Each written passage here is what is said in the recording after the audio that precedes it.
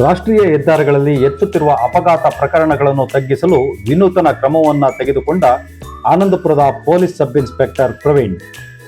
ರಾಷ್ಟ್ರೀಯ ಹೆದ್ದಾರಿ ಐಗಿನಬೈಲ್ ಕ್ರಾಸ್ ಮತ್ತು ಹೊಸೂರು ಅರಣ್ಯ ನರ್ಸರಿ ಕ್ರಾಸ್ ಬಳಿ ಬ್ಯಾರಲ್ ಅಳವಡಿಕೆ ಮಾಡಿ ಬ್ಯಾರಲ್ಗಳಿಗೆ ರೇಡಿಯಂ ಸ್ಟಿಕ್ಕರ್ ಅಂಟಿಸುವುದರ ಮೂಲಕ ರಸ್ತೆ ಅಪಘಾತಗಳನ್ನು ತಗ್ಗಿಸುವ ಉದ್ದೇಶದಿಂದ ಈ ಕಾರ್ಯವನ್ನು ಕೈಗೆತ್ತಿಕೊಂಡಿರುವುದಾಗಿ Anandapura police sub inspector Praveen ತಿಳಿಸಿರುತ್ತಾರೆ.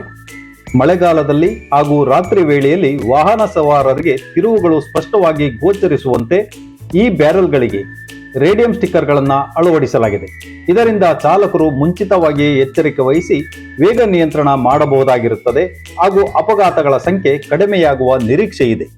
ರಸ್ತೆಯ ಸುರಕ್ಷತೆಗಾಗಿ ಆದ್ಯತೆ ನೀಡಿರುವ PSI ಪ್ರವೀಣ್ ಅವರ ಕಾರ್ಯಕ್ಕೆ ಸಾರ್ವಜನಿಕರು, ವಾಹನ ಸವಾರರು ಮೆಚ್ಚುಗೆ ವ್ಯಕ್ತಪಡಿಸಿರುತ್ತಾರೆ. ವಿಶೇಷವಾದ ಸುದ್ದಿಗಾಗಿ ನಿಮ್ಮ ಭೀಷ್ಮಮತ ಸಬ್ಸ್ಕ್ರೈಬ್ ಆಗಿ, ಲೈಕ್ ಮಾಡಿ, ಶೇರ್ ಮಾಡಿ. ನಿಮ್ಮ BD ರವಿಕುಮಾರ್.